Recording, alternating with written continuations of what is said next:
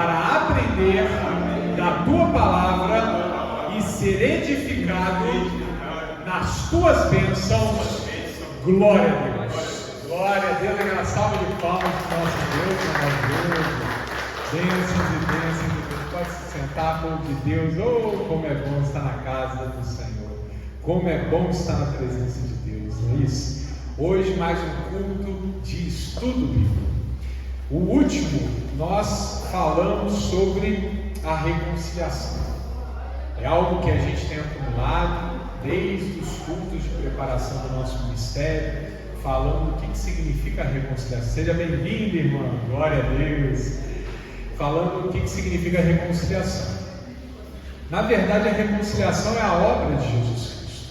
É a forma como nós, humanidade, fomos religados a Deus. É como se a humanidade tivesse com Adão se desligado, se desconectado, e aí vem Jesus Cristo e nos reconecta. Essa reconexão é a reconciliação. E a reconciliação, ela traz consigo a paz com Deus. Sem paz nós não podemos habitar com Deus. Sem paz nós não podemos receber a bênção de Deus. Sem paz a gente está falando, irmão, na paz. A gente fica aí no mundo à própria sorte. Então Jesus fez uma obra magnífica. Ele nos permitiu voltar a viver. Amém? E hoje eu vou continuar nesse mesmo raciocínio, porém agora aprofundando um pouquinho mais sobre duas palavras que são muito encontradas. Uma a gente usa todo dia, toda hora, até que no símbolo da nossa igreja, que é a cruz. Qual é o significado da cruz? E essa palavra ela está associada a outra, que é um pouquinho mais difícil, que a gente encontra no Evangelho, mas às vezes a gente se confunde. Mas o que significa de fato isso? Que é justificação. Amém? Já ouviram essa palavra? Justificação? Essa palavra aparece principalmente em Romanos e é um assunto, um aspecto fundamental da fé cristã.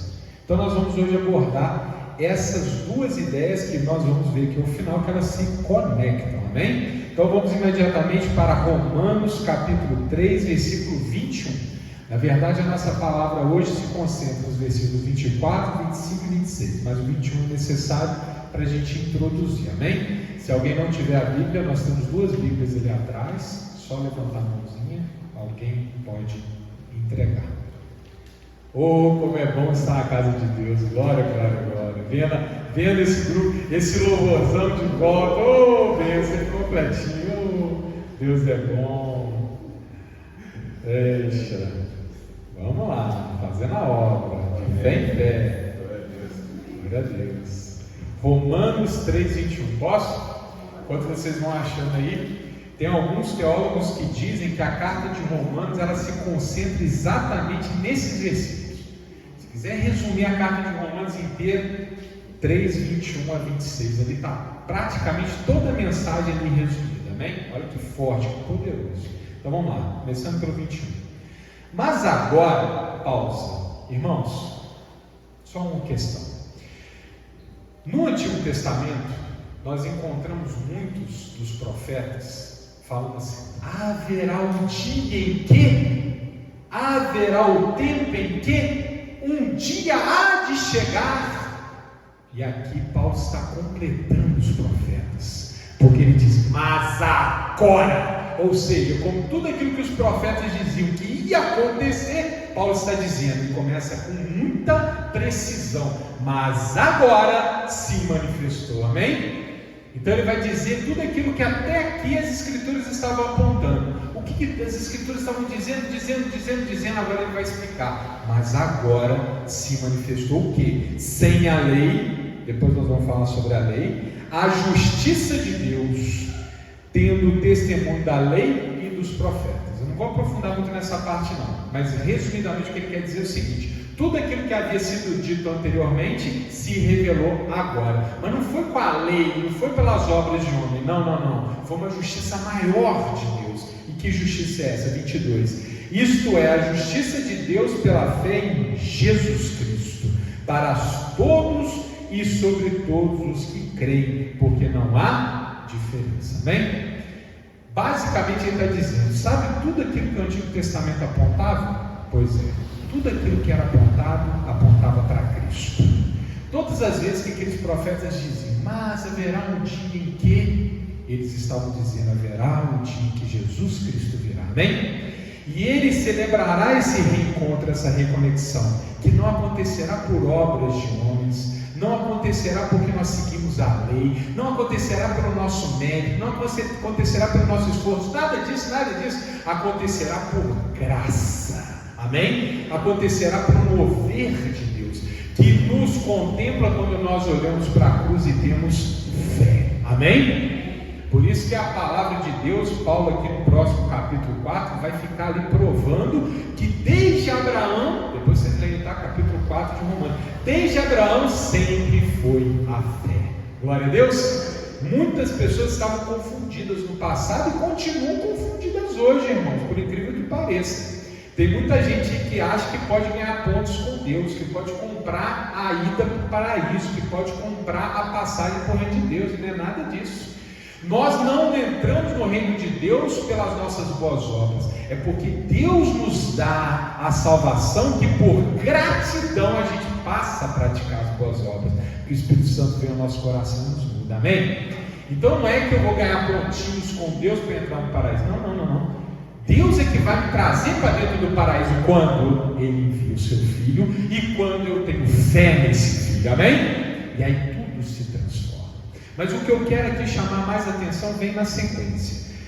Versículo 23. Porque todos pecados e destituídos estão da glória de Deus. Antes, todos estávamos perdidos, sendo justificados gratuitamente pela sua graça, pela redenção que há em Cristo Jesus. Vou ler os outros dois e depois eu volto. Ao qual Deus propôs para propiciação pela fé no seu sangue, para demonstrar a sua justiça pela remissão dos pecados dantes cometidos sob a paciência de Deus, para demonstração de sua justiça neste tempo presente, para que Ele seja justo e justificador daquele que tem fé em Jesus, amém? Irmãos, muita mensagem. Eu quero aqui me concentrar em 3 palavras que são abordadas aqui, porque essas 3 palavras levaram a 3 teorias sobre a cruz e a justificação. Essas 3 teorias que pararam sobre a pregação do Evangelho durante os últimos 2000 anos. E na conclusão nós vamos entender que não se trata de uma ou outra, mas são as 3, amém? Vamos lá, vem comigo. Versículo 24. Sendo justificados gratuitamente pela sua graça, pela redenção que é em Cristo Jesus, amém? Redenção. Olha essa palavra, redenção. Jesus Cristo é a redenção. O que significa a palavra redenção? Redenção vem de redimir. Redimir vem de desculpar, amém? Ou de pagar uma pena. É como se Jesus Cristo na cruz tivesse pago, e eu preguei isso aqui na sexta-feira passada, não é isso, irmãos? Ele tivesse pago a nossa dívida, amém? Redenção era a palavra usada na Roma antiga, e Paulo está escrevendo no contexto do Império Romano, para aqueles escravos que eram comprados e revendidos, aliás, comprados e libertos, amém? Ou quando alguém era proprietário de escravo, simplesmente libertava ele, dava redenção para ele. Toma, você está livre, vai embora, amém? Jesus Cristo fez isso por nós. Jesus Cristo nos redimiu. Jesus Cristo pagou o preço que nós deveríamos pagar. Eu não vou esticar muito aqui, porque você já sabe dessa passagem. Aquele que pecar certamente morrerá. Quem peca tem que morrer.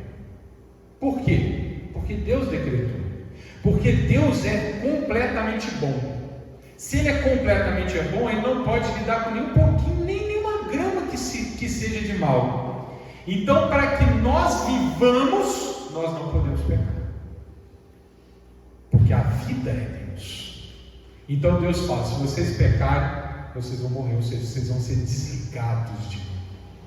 Nós pecamos. Era para nós pagarmos esse preço, para nós irmos para a cruz. Quando a gente olha para a cruz, irmão, eu não canso de falar isso. O exercício que nós temos que fazer constantemente é ver ali cravado nós mesmos. Aquela imagem de Jesus na cruz é a nossa imagem na cruz. Amém? Temos que lembrar disso, que Jesus foi para lá por nós. Era para nós estarmos lá. Então Jesus pagou o preço. E ao pagar o preço, quitou a dívida, nós somos libertos. Ao sermos libertos, nós podemos agora receber do Espírito Santo e caminhar para uma nova vida. Amém? Nós ainda vamos pregar sobre santidade, não é o momento não, mas é o próximo passo, depois da justificação, a santificação. Então a primeira palavra forte aqui é redenção. Muitos teólogos, aqui eu vou citar Anselmo da Cantuária, quem quiser anota, senão depois eu passo o nome, escreveu um livro chamado Por que Deus se fez homem, no qual ele desenvolve a teoria desse pagamento na obra de Cristo. Amém? Esse livro foi escrito no século XII, amém? Por um teólogo muito importante. Ele falou, Jesus Cristo pagou a pena. Então ele explica teologicamente como que essa pena foi paga, amém? Então ele volta lá, mostrando que Adão entregou o mundo na mão de Satanás e tudo mais, até que Jesus vem e quita a dívida. Glória a Deus. Fica essa dica aí de um teólogo importante, Anselmo. Segundo, continuando aqui, então falamos da redenção. Continuando, 25. Ao qual Deus propôs para a propiciação pela fé no seu sangue, para demonstrar a sua justiça pela remissão dos pecados dantes cometidos sob a paciência de Deus. Agora eu quero aqui me concentrar na palavra propiciação. O que significa a palavra propiciação? Propiciação, ela era usada na época de Roma. Todo mundo sabe que na época de Roma a maioria era pagã, né? Só o povo judeu que era monoteísta, que acreditava num Deus só, amém? Depois nós os cristãos, não é isso? Antes era tudo pagão, ou seja, acreditava em vários deuses, os falsos deuses, né? Os deuses que não existem, ou demônios. Misericórdia, mas é verdade, era assim que a religião funcionava. E propiciação era aquele ato que a pessoa realizava para aplacar a ira do seu Deus. Era para propiciar, é que, por exemplo, no antigo Israel, nós vemos, por exemplo, pessoas praticando o assassinato de pessoas para entregar o seu sangue aos deuses. Lembra disso? Misericórdia. Teve até um juiz, depois nós vamos pregar sobre ele, teve até um juiz que entregou a própria filha, em sacrifício. Isso é feio demais, é horrível, dá até um nó no estômago. Isso acontecia muito. As pessoas eram assassinadas para que o seu sangue parasse a ira dos deuses. Isso acontecia, por exemplo, aqui na América Latina, por exemplo, nos maias, astecas, incas. Até hoje existem os monumentos. Quando dava uma seca muito forte, ou quando a colheita não desabrochava, o que eles faziam? Eles começavam a assassinar pessoas, porque eles achavam que com o sangue das pessoas, eles iriam o quê? Iriam aplacar a ira do Deus, e aí eles teriam um mantimento de volta. Misericórdia. Olha como que a mente pecadora do homem, o que a mente pecadora do homem é capaz, né? Matar as pessoas e achar que isso está agradando a Deus. Isso só pode agradar demônio, irmão. Deus não vai gostar. Mas irmãos, olha que coisa importante. Quando Jesus Cristo vem e entrega-se na cruz, ele resgata o povo de Deus da mão do diabo. O diabo queria sangrar a humanidade. O diabo queria que essas práticas pagãs continuassem, que milhares e milhares de pessoas fossem assassinadas para o seu deleite. Jesus veio e acabou com isso, porque ele foi o único e definitivo sacrifício. E como se ele dissesse assim: ó mundo, para de matar os meus filhos, eu vou morrer por todos eles. Olha que demonstração de amor. É como se ele chegasse para toda aquela sociedade daquela época, milhões e milhões de seres humanos, e falasse: acabou essa história de matar os outros. Se alguém vai morrer, serei eu. Olha que lindo. Esse é o nosso Cristo, esse é o nosso Deus. Ele se entregou e ele precisava se entregar? Não. Ele se entregou porque ele quis, para acabar com a sangria do diabo. Essa versão da teologia é chamada de teologia do resgate. Ela foi desenvolvida mais antiga ainda do que a do Anselmo. Ela vem do século VI. Foi defendida principalmente por um teólogo chamado Gregório, que inclusive foi um papa católico.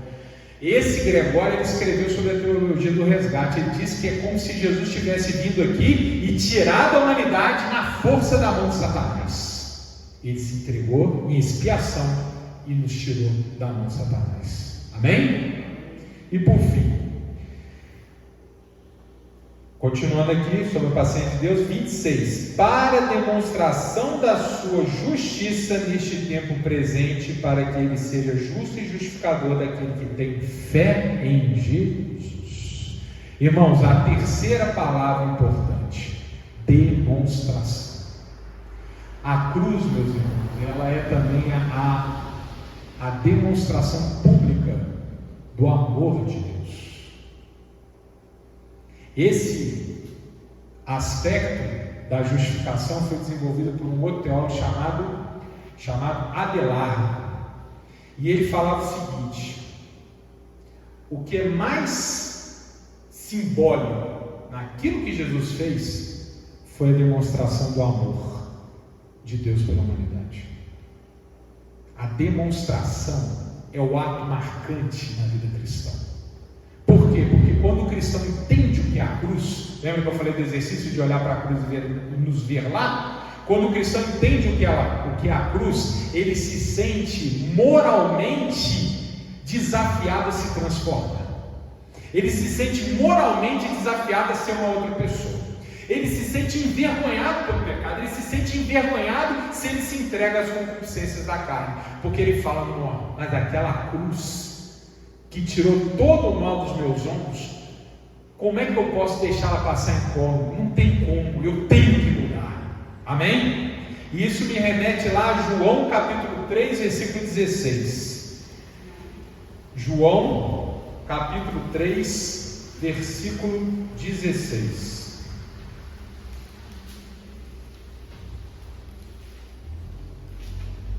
João capítulo 3, versículo 16.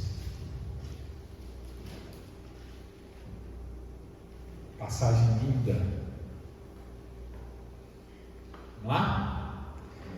Porque Deus amou o mundo de tal maneira que deu seu Filho unigênito, para que todo aquele que nele crê não pereça, mas tenha vida eterna. Amém? Deus demonstra o seu amor pela humanidade, sobretudo quando ele entrega o seu Filho.